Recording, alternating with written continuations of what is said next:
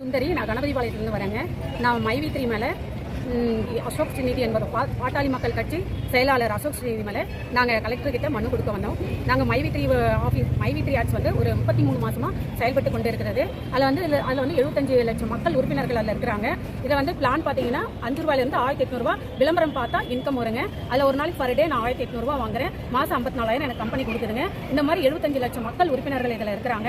அது வந்து first starting பார்த்தீங்கன்னா சிஎம், ஓஎம், பிஎம், டிஎம், அப்புறம் சிஎம் பிளான் தான். சிஎம் பிளான்ல இருக்கிறேன். அதில் கம்பெனியோட ப்ராடக்ட் பார்த்தீங்கன்னா கேப்சூல். அந்த கேப்சூலை பர்ச்சேஸ் பண்ணால் ஒரு நாளைக்கு 480 ரூபாயிலேருந்து பெரிய அமௌண்ட் கொடுக்குதுங்க கம்பெனி. அந்த மாதிரி கொடுக்குறதுல அந்த மெடிசின் வந்து ஹெல்த் ப்ராடக்ட் தாங்க, ஃபுட் சப்ளிமெண்ட். அது ரொம்ப நல்ல ப்ராடக்ட், எங்களுக்கு பிடிச்சது. நாங்கள் பர்ச்சேஸ் பண்ணோம். அந்த பர்ச்சேஸ் பண்ணதுனால எங்களுக்கு டெய்லி இன்கம் கொடுக்குது. அந்த விளம்பரம் பார்க்கறதுனால கம்பெனியோட ஓன் ப்ராடக்ட் பற்றி தான் அதில் விளம்பரமாக வருது. அதனால கம்பெனி நேர்மையாக செயல்பட்டு கொண்டு இருக்குது. ஒரு நாள் ஆப் வந்து அப்டேட் போயிருந்தாலும் அது கம்பெனி வந்து எம்டி என்ன பண்ணுவாரு, அந்த ஒரு நாள் இன்கமும் கொடுத்துருவாரு.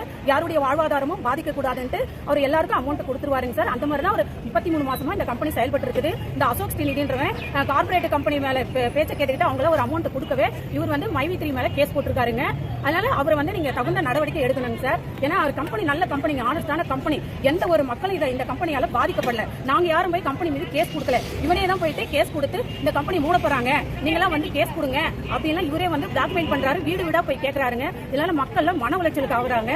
இப்ப எம்பி எலெக்ஷனால ஒரு 3 மாசம் பேவிட்டு நிறுத்தி நாங்க கேவைசி பண்ணிடுங்க அப்படின்னு கேவைசி பண்ணி முடிச்சிட்ட பிறகு ஜூன் 4ஆம் தேதி பேவிட்டு போடுற மாதிரி சொன்னாங்க. ஜூன் 4 இவர் கேஸ் போட்டதுனால எம்டி வந்து அவரே போய் சரண்டர் ஆயிட்டாருங்க. சென்னை ஹைகோர்ட்ல போய் சரண்டர் ஆயிட்டாருங்க. சரண்டர் ஆயிட்டு நீங்க என்னென்ன கேக்குறீங்களோ ப்ரூஃப் எல்லாம் நான் சப்மிட் பண்றேன்னு சொல்லிட்டாருங்க. ஆனா இவன் வந்து வேணுன்ட்டே வந்து கம்பெனி மீது இழுத்து மூட போறாங்க, உங்களுக்கு எல்லாம் பேவிட்டு வராதுங்க, வாங்க வாலண்டியரா போய் எல்லாரையும் வந்து கூப்பிட்டு இருக்காங்க. அதனால மக்கள் வந்து சூசைட் பண்ற அளவுக்கு இருக்காங்க.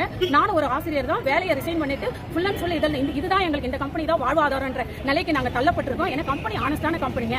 சில தனியார் நிறுவனங்கள் பாத்தீங்கன்னா ஜேஎம்ஆர், எஸ்பிஓ இதெல்லாம் ஏமாத்திட்டு ஓடுறாங்க. அங்கெல்லாம் போய் இவர் செய்ய மாட்டேன்றாரு. அவங்களெல்லாம் தடுத்து நிறுத்தி அவங்களுக்கு ஒரு அமௌண்ட் பாதிக்கப்பட்டவங்க வாங்கி தர மாட்டேன்றாரு. நல்ல கம்பெனி நிறுத்தணும்னு பாக்குறாரு.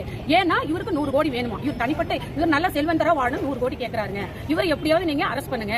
ஏன்னா அவர் ஒரு ஆள் சொல்லி எம்டி உள்ள வச்சிருக்கீங்க. எம்டி வந்து மக்களுக்கு நல்லதா செஞ்சிருக்காரு. 75 லட்சம் மக்கள் இதுல டிராவல் பண்ணிட்டு இருக்காங்க. எல்லாரும் கூடனா பிரச்சனை வரும் தான் நிறைய பேர் வரலங்க. இல்லைன்னா இங்க ஈரோடு கொள்ளாதுங்க. அந்த அளவுக்கு கூட்டம் வருங்க. எல்லாரும் வந்து நீதி நியாயத்துக்காக போராடணும்னு நாங்கெல்லாம் வந்திருக்கிறேங்க. கலெக்டர் சார்கிட்ட மனு கொடுத்திருக்கேன். இதை பத்தி அவர் உடனே நடவடிக்கை எடுக்கிறேன்னு சொல்றாரு. எங்களுக்கு நீங்க கண்டிப்பா ஒரு நல்ல தகவல் தருவீங்கன்னா நாங்க வந்து உங்களுக்கு எல்லாரும் பேட்டி கொடுக்கணும். கண்டிப்பா நீங்க அசோக் ஸ்ரீநிதியை கண்டிப்பா கைது பண்ணணும். அதுதான் எங்களோட ஆதங்கம். அவர்கிட்ட மோசடின்றாரு. என்ன மோசடி பண்றாங்க அவரை ப்ரூவ் பண்ண சொல்லுங்க.